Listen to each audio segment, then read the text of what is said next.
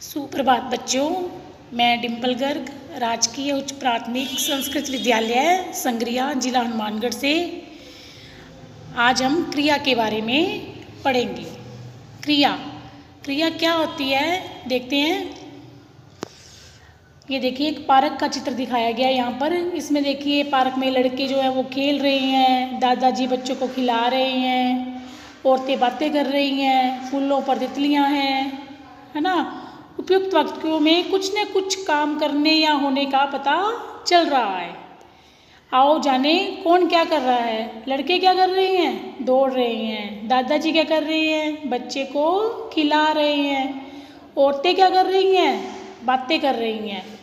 तो दौड़ रही हैं, खिला रही हैं, बातें कर रही हैं, ये शब्द किसी के काम करने का बोध करा रहे हैं। अतः ये क्या है? क्रिया है। तितली क्या कर रही है? इस वाक्य में है शब्द फूलों पर होने का बोध हो रहा है ना। तितली क्या कर रही है? फूलों पर मंडरा रही है। तो अब देखिए, तो ये भी कोई ना कोई क्रिया है। क्रिया के बिना सभी वाक्य अपूर्ण हैं। प्रत्येक कार्य की दो विधियां हैं, काम का करना या फिर काम का होना। जैसे देखिए काम का करना, जैसे बच्चे दौड़ रहे हैं तो ये काम कर रहे हैं। दादाजी इस बच्चे को खिला रही है तो ये भी काम कर रहे हैं। अब वर्षा हो रही है, नदी बह रही है, तो ये क्या है? हो रहा है काम, है ना।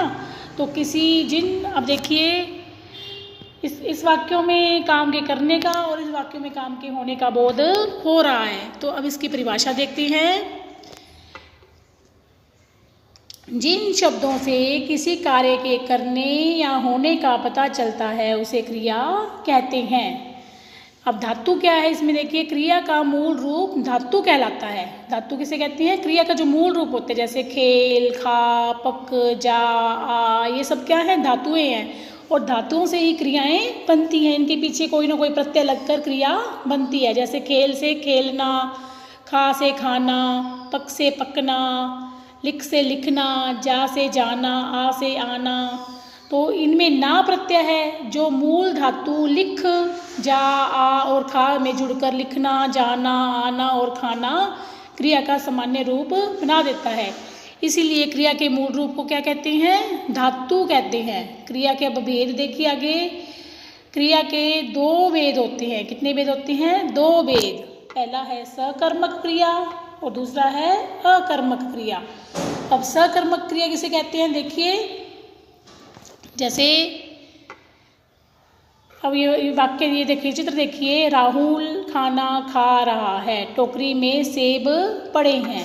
उपयुक्त वाक्यों में खाना खा रहा है क्रिया का सीधा फल क्रमशः खाना और रखे हैं इस पर पड़ रहा है ना। क्रिया का सीधा फल सेब कर्म पर पड़ रहा है, सेब पर पड़ रहा है।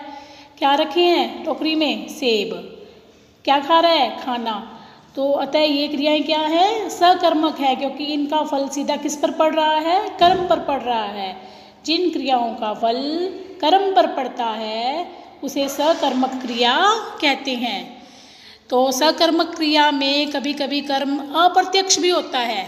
जैसे राम खाता है, क्या खाता है ये नहीं पता, परंतु ये तो तय है ना, वो कुछ ना कुछ खाता है। तो ये क्या है? सकर्मक क्रिया है, जिसमें हमें पता हो कि वो कुछ ना कुछ खा रहा है, तो वो क्या होती है? सकर्मक क्रिया होती है। तो आगे देखते हैं। अब सकर्मक क्रिया भी दो प्रकार की होती है। कितने प्रकार की होती है? दो प्रकार की। एक होती है एक कर्मक क्रिया और एक होती है द्विकर्मक क्रिया। एक कर्मक क्रिया, जिन क्रियाओं में एक ही कर्म होता है उसे एक कर्मक क्रिया कहते हैं। जैसे बालक गेंद खेलता है, चिड़िया दाना चुग रही है, गाय घास कर रही है। इसमें गेंद, दाना, घास केवल एक ही कर्म आया है, तो ये क्या हो गई? एक कर्मक क्रिया। द्विकर्मक क्रिया कौन सी होती है? जिन क्रियाओं में दो कर्म होते हैं उसे द्विकर्मक क्रिया कहते हैं। जैसे माँ बच्चे को भोजन खिला रही है। अब बच्चा और भोजन दो कर्म हो गए इसमें। नर्स रोगियों को दवा दे रही है, इसमें भी दो कर्म है, रोगी और दवा। माली पौधों को पानी दे रहा है, पौधे और पानी, इसमें भी दो कर्म है।